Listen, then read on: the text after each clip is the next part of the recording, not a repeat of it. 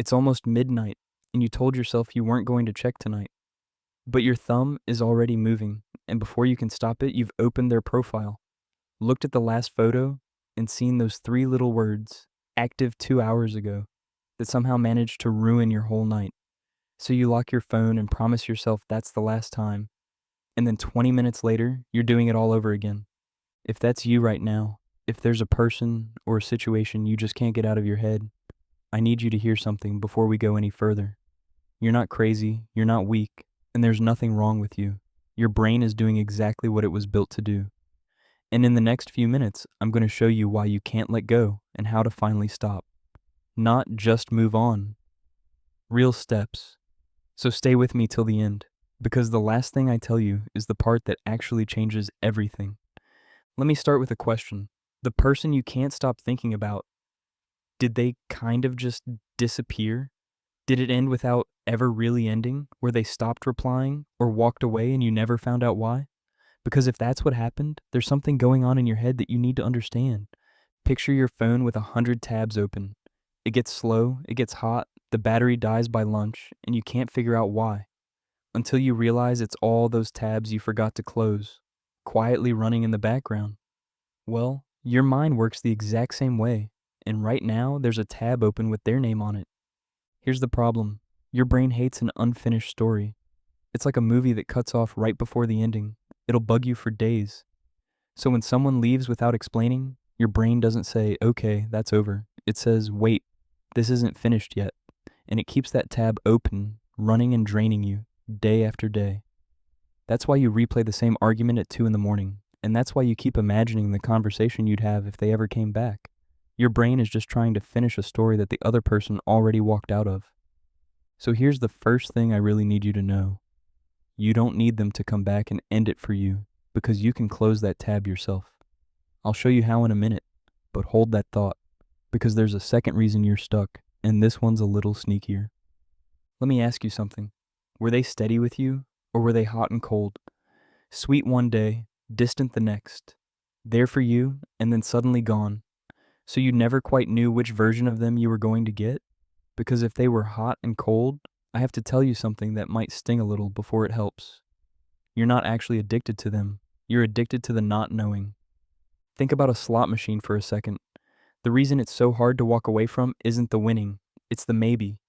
You pull the lever and get nothing, you pull it again and get nothing. And then right when you're about to quit, the lights flash and the coins pour out. And now you can't stop, because the next pull might be the big one. That is exactly what a hot and cold person does to you. It's mostly silence and mostly distance. And then right when you're ready to give up, they send a sweet text or an I miss you, or give you one good day that feels like the old days. And just like that, you're hooked all over again, pulling the lever, waiting for the next good one. So understand this. It was never the good moments that trapped you. It was the maybe. It was the quiet hope that maybe this time they'd finally treat you right, which means the next time you feel that pull to text them or check their profile, you can stop and picture the slot machine and remind yourself that this isn't your heart talking, it's the machine. And you can always walk away from a machine. Okay, so how do you actually do this? It comes down to 3 simple things, and you can start all of them today. The first one is small, which is exactly why it works. When the thought of them shows up, and it will, don't fight it, because fighting a thought is like trying to hold a beach ball underwater. It takes everything you've got, and the second you slip, it pops right back up in your face. So instead of pushing it down, just notice it, and quietly say to yourself, there's that thought again. It sounds like nothing, but it changes everything. Because one way you're drowning in the thought, and the other way you're just standing on the shore watching the wave roll past. It's the same wave, you're simply not underneath it anymore. The second thing is to do your part, and then let go of the rest, and the easiest way to picture this is a game of tug of war. Imagine you're pulling on the rope so hard your hands are burning and your heels are dug into the dirt, except the person on the other end already let go and walked away a long time ago, so you're straining against nothing, hurting yourself over a fight that's already over. You know what finally ends the pain? It's not winning, it's dropping the rope. So go ahead and do your part, send the honest message, do the good work, show up fully. And then drop the rope and let go of whether they reply, whether they notice, or how any of it ends, because the ending was never yours to write in the first place. And the third thing is the one almost everybody skips, so please don't skip it. When you finally pull your attention off someone, you can't just sit there in the empty space.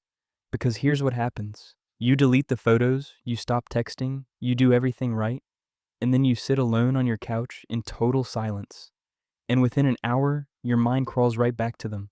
It's like cleaning out a room, and then just standing there staring at the empty walls until pretty soon you start missing the old furniture, even the broken stuff. So you have to fill the room back up. Move your body, call the friend you've been ignoring, pick up the thing you loved before all of this started. You don't get over someone by feeling nothing. You get over them by slowly filling your life with so much good that they just start to get smaller, until one day you realize you didn't think about them at all, and you didn't even notice. Now here's the hard part, the part nobody really wants to say out loud. Underneath all of this, you've probably still got a little hope hiding, a quiet hope that if you just do everything right, you'll finally get the moment, the apology, the "I'm sorry, I was wrong," the closure. So let me say this as gently as I possibly can. It might not come. Some people will never say sorry and never explain. And if you spend your life waiting for it, you've handed the keys to your whole heart to the one person who already proved they won't help you heal. And we're just not doing that anymore. So remember that open tab, the story your brain won't close? Here's how you close it without them. You stop waiting for them to give you an ending, and you write it yourself. You decide what it meant, you decide what you learned, and you decide it's over, not because they finally agreed, but because you said so. Closure was never a gift they hand you, it's a decision you make. And that brings me to the thing I promised you at the very start, the one that changes everything. All this time you've been trying to let go of them, and that's exactly why it keeps failing. Because you've been focused on the wrong person. The goal was never to get rid of them. The goal is to come back to you. You don't get over someone by trying to erase them. You get over them by building a life so full and so yours that there's simply no empty room left for them to echo in. You don't push them out, you fill the space up, and then one day the obsession is gone. Not because you beat it, but because you quietly outgrew it. So here's what I want you to remember when you walk away from this. Detaching doesn't mean becoming cold, and it doesn't mean you stop caring. It just means you stop losing yourself in other people.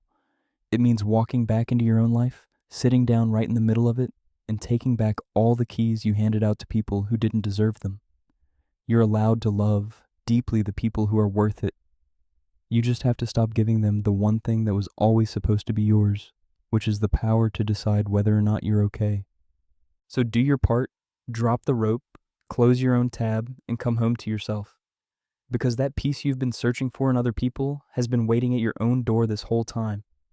And tonight, when your thumb starts drifting toward their profile again, I want you to put the phone down instead and go turn one light on in your own empty room, because that's where all of this actually starts. If any part of this felt like it was about you, do me one small favor and subscribe, because I make these videos for the person who's lying awake at 2 in the morning trying to put themselves back together. And that person is you, and I'll be right here for the next one. Now go close that tab. You don't live there anymore.